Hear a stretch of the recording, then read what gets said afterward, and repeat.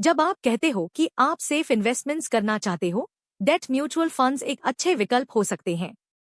आज हम सीखेंगे कि डेट फंड्स कैसे काम करते हैं, उनके प्रकार क्या हैं, उनमें कौन सा रिस्क है, टैक्स कैसे लगता है और भारत में 2025 में कुछ टॉप फंड्स कौन से हैं। डेट म्यूचुअल फंड एक ऐसा म्यूचुअल फंड है जो आपकी निवेश राशि को शेयरों में नहीं बल्कि फिक्स्ड इनकम सिक्योरिटीज में निवेश करता है, जैसे कि corporate bonds, government bonds, treasury bills, commercial papers इत्यादि।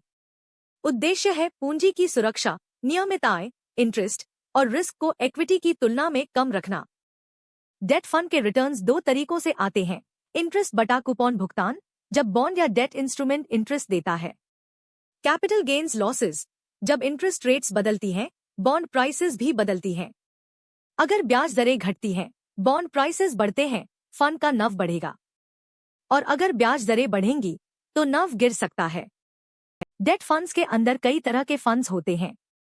Liquid funds, ultra short duration, overnight, very low risk, short maturity. Short term funds, maturities कुछ महीनों से 1 से 2 साल तक।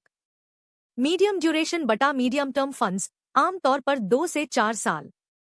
लॉन्ग टर्म बटा लॉन्ग ड्यूरेशन फंड्स, 4 से 7 साल या उससे ज्यादा। गिल्ट फंड्स, पूर्णतः गवर्नमेंट सिक्योरिटीज में निवेश। Credit risk funds, higher returns के लिए थोड़ा ज्यादा क्रेडिट रिस्क लेते हैं। फ्लोटर बटा floating rate funds, interest rate changes से कम प्रभावित होते हैं क्योंकि कूपन रेट्स एडजस्ट होते रहते हैं। डेट फंड्स में भी जोखिम होते हैं, कुछ मुख्य हैं। इंटरेस्ट रेट रिस्क, जैसा मैंने पहले कहा, रेट्स बढ़े तो फंड का नव गिर सकता है। क्रेडिट रिस्क, अगर कंपनी या इश्यूअर डिफॉल्ट करे। लिक्विडिटी रिस्क, कुछ बॉन्ड्स बिकने में समय लग सकता है। रीइन्वेस्टमेंट रिस्क, यदि कूपन्स छोटे हों और फिर से इन्वेस्ट करना पड़े, नए इंस्ट्रूमेंट्स कम यील्ड दे सकते हैं। अब कुछ डेट फंड्स के उदाहरण देखते हैं जो अभी अच्छा प्रदर्शन कर रहे हैं।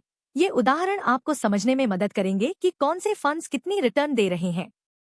इन डेट फंडों ने पिछले 3 वर्षों में स्थिर और अच्छा रिटर्न दिया है।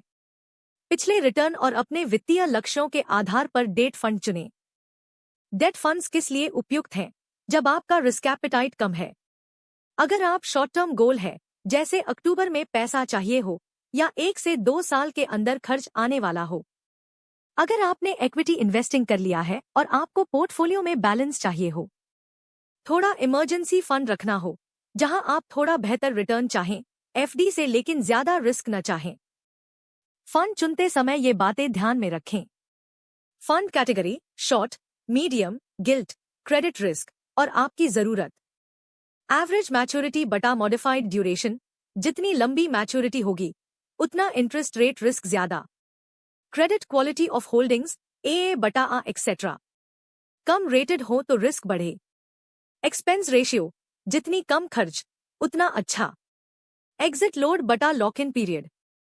पास्ट परफॉर्मेंस, लास्ट 1 मार्च 2005 ईयर्स, लेकिन सिर्फ परफॉर्मेंस नहीं, रिस्क एडजस्टेड रिटर्न्स देखना जरूरी।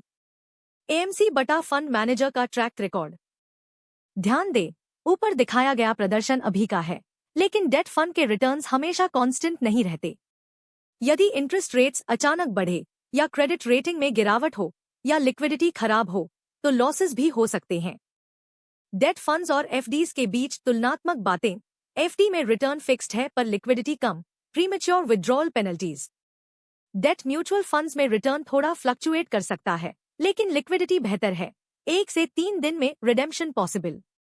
डेट फंड से यील्ड कुछ एफडी से बेहतर हो सकते हैं, खासकर लॉन्ग टर्म डेट या credit risk funds. Date funds पर टैक्स कैसे लगता है वो जानना भी जरूरी है। अगर आप डेट फंड को 36 महीने से कम होल्ड करते हो, शॉर्ट टर्म, तो आपकी आय, आपकी इनकम स्लैब रेट पर टैक्स होगी। 36 महीने या अधिक होल्ड करने पर long term, super long term gain पर अभी कानूनी टैक्स दर 20% के साथ इंडेक्सेशन बेनिफिट मिलता है। रिडेम्पशन पर TDS लागू हो सकता है यदि निर्गमन बड़ी राशि की हो। अगर आपको loan, insurance, share market, gold, property के लिए सही सलाह चाहिए तो दिए गए नंबर पर संपर्क करें। धन्यवाद।